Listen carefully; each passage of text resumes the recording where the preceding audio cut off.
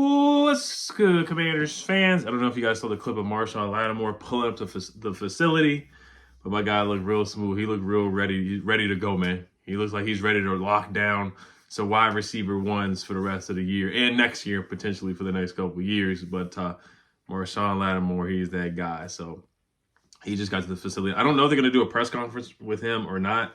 I mean, we'll see. But I'm excited to see the guy play, man. I can't wait. I can't wait. And people questioning his injury, the hamstring injury, I think it may be a situation like how Devontae Adams was out for a couple of games until he got traded because he just knew he was going to get traded. Maybe that's the situation with Marshon Lattimore. So pending a physical, we'll see how the physical goes today. The physical most likely will go well.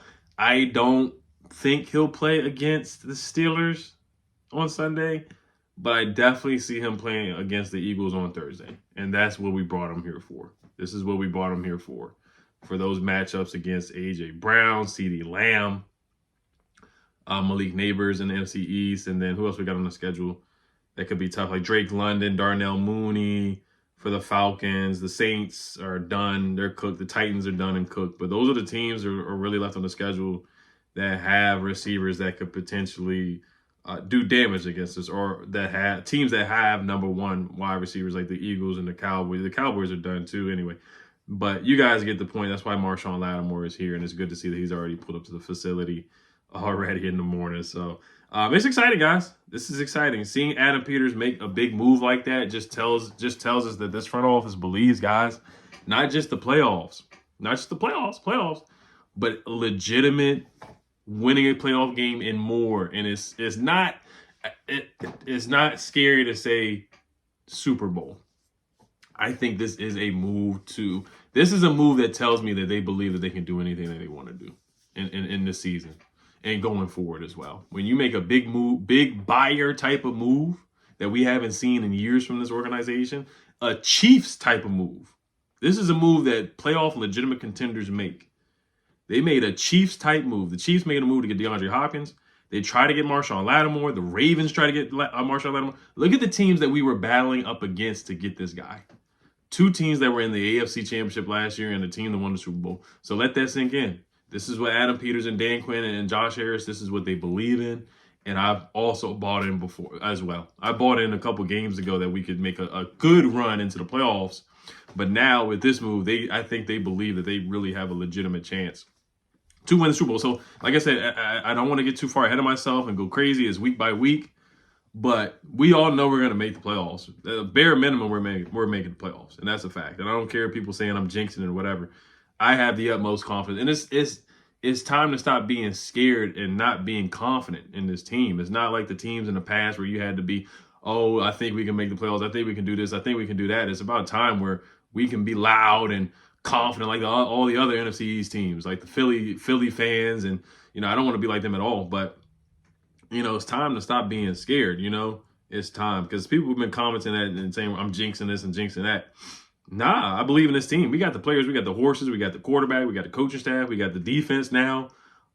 Terry and the other receivers that are getting it done. The running backs, Eckler, B-Rob, McNichols, also Chris Rodriguez, who may have to give up his number to Marshon Lattimore. But you guys get the point. So I just went on my rant there that I certainly believe in this team that they can achieve whatever they feel like doing, honestly. If things shake right and we do what we're supposed to do, we can get stops on the defensive end because that's our Achilles heel was the cornerback spot. So if Marshon is 110% healthy and comes in here and does what he's projected to do, be a number one corner, then I feel like, hey, the sky is the limit with this team. Not just this year, but years to come for sure, especially with Jaden Daniels at the quarterback position. But, all right, I do want to talk about some things briefly here. So Efe Obada was released. I did want to make a video about that because I thought he was a talented player and had some solid production. It's not like he was a 10-sack or 8-sack kind of guy, but Efe Obada had some good seasons, man. I thought he was a good positional flex guy. He had the terrible injury last year. Dan Quinn was the only guy to check on him per Efe Obada. per him, which is insane. Like nobody else really checked on him in the hospital. He was like the first guy to really check on him was Dan Quinn, and Dan Quinn was with Dallas last year. So that was the crazy thing about it. But looking at some of FA's stats, he had 5.5 sacks with Carolina. He had 4 sacks his first year here in 2022, and also 4 tackles for loss in 24 combined tackles. 2023, he only played in 5 games. 2024, he's played in 4 games so far. So just the injuries, man. really set him back. But I think he can help a team for sure, and maybe we bring him back on a practice squad or something like that. We'll see. But yeah, I just wish Efe Obada the best.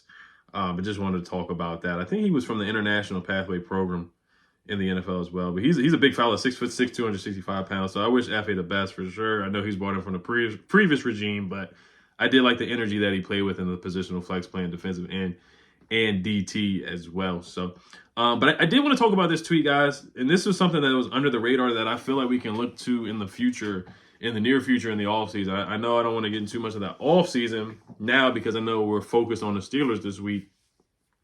But when Diana Rossini tweeted out, the Washington Commanders called several teams looking for a top corner. They reached out to the Jets about DJ Reed, but were told by the Jets he was not available. To me, my question mark is, was Adam willing to bring in Marshon and DJ Reed? Now, you probably would have had to give up a third for DJ Reed and a third for Marshon, which is fine. They gave up multiple picks, but they got a pick back. So it probably was just one or the other. But I mean, she said that they called several teams, that Adam called several teams trying to get a corner. But yeah, I mean, it's interesting they were going after DJ Reed, and he's very talented, man. He's 27 years old. This is his final year. And not only that, he tweeted a crying emoji. Now, people are saying that DJ Reed tweeted that out because Mike Williams got traded, and that probably is the truth. But honestly, are you really crying that much over Mike Williams? Mike Williams only played with the team for 4 or 5 games or whatever, and Aaron Rodgers hated his guts, and that's why he got traded, because Aaron Rodgers didn't like him. So maybe he was tearing up over that. And then honestly, it was crazy because DJ Reed tweeted the eyes emoji 3 or 4 days before the trade deadline. So he probably, it's not a probably, he probably knew about the calls that he was getting. And then Adam Schefter, of course, comes out with a tweet saying that players want to play for the Commanders. The star players and good players want to play for the Commanders. Maybe DJ Reed is one of those guys. And the thing is, for me, the point why I'm bringing this up is because we can revisit this in the offseason through free agency. He is a free agent coming up this year. He's on an $11 million contract per year. But DJ Reed is a free agent in 2025, this offseason coming up. So imagine having Marshon on one side, having DJ Reed on the other. Let's look at DJ Reed's stats, man. How good of a season he's had on abysmal Jets team so far this season. 5'9", 188 pounds. He's been playing better than Sauce Gardner, who's supposed to be the better of the two. And DJ Reed is a 5th-round pick. You look at some of the advanced numbers for DJ Reed. He has he's only given up a completion percentage of 41%, which is just insane. He also has given up a quarterback rating of 57.7, which is insane, guys. I mean, that's really good. I talked about the numbers from Marshon yesterday and comparing it to Ben St. Juste. And Ben St. Juste is like giving up a 100-something like quarterback rating as well. So you look at DJ Reed, and then also DJ Reed's numbers have been insane. He also made PFF's first quarter All-Pro defense through the first 4 games of the season. Also, he has a PFF grade of about 90.8. Yards per catch allowed, he's ranked 3rd with 7 catches allowed. He's ranked 2nd in the league. Missed tackles, doesn't miss tackles much at all. His missed tackle percentage is really, really good this year. It's a 9.4, which is solid. So he's a solid tackler, but there's a lot of categories that he's done really, really well. Tight window percentage, he's 1st, allowing 52.6. Passer rating allowed, he's 5th in the league right now with 57.7 quarterback rating allowed. So DJ Reed has had a really good season so far, guys. And I think he's going to keep it up, man. I think he's going to keep it up. He was on Seattle before. He had a really good season. He had a couple good seasons with Seattle. My camera cut off, but DJ Reed was drafted by the Niners. He was released by the Niners, but he was drafted by the Niners in 2018. Adam Peters was there, so there is some familiarity. So I'm just saying, keep your eyes open on the situation with DJ Reed in the offseason. I think he could potentially be a free agent target and a free agent signing.